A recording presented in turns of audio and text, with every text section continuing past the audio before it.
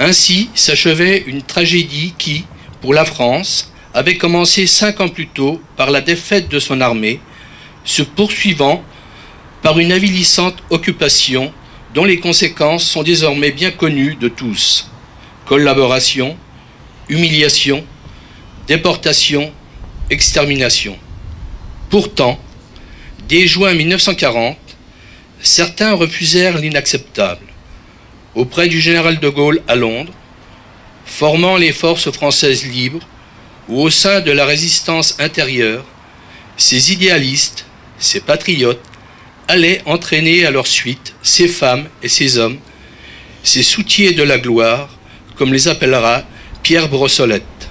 En cette année 2013, à travers l'année de la Résistance, c'est à eux tous que la nation rend un hommage, à toutes ces femmes, tous ces hommes, dont le sacrifice librement consenti permit à la France de siéger à la table des vainqueurs le 8 mai 1945 et à l'Europe de se reconstruire.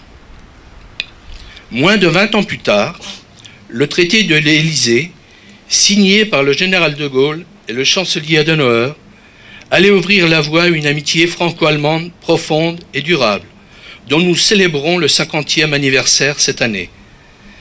Elle est l'un des ciments de la paix en Europe. Notre devoir est d'œuvrer aujourd'hui comme hier pour le maintien de cet héritage de paix, légué par les combattants de la Seconde Guerre mondiale. Kader Arif. Vous ne pouvez savoir ce que moralement j'ai souffert dans ma cellule. Ce que j'ai souffert de ne plus vous voir, de ne plus sentir peser sur moi votre tendre sollicitude que de loin. Pendant ces 87 jours de cellule, votre amour m'a manqué plus que vos colis.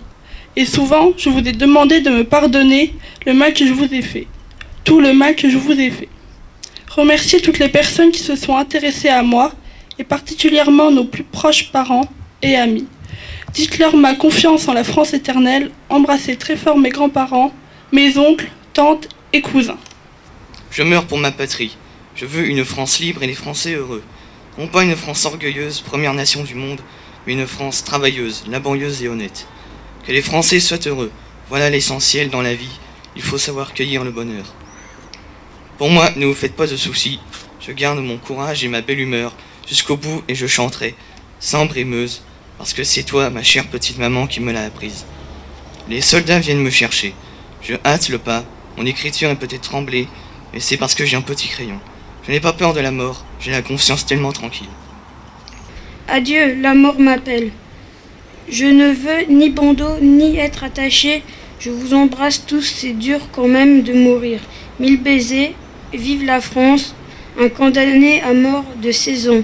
Henri Ferté, excusez-moi pour les fautes d'orthographe, pas le temps de relire.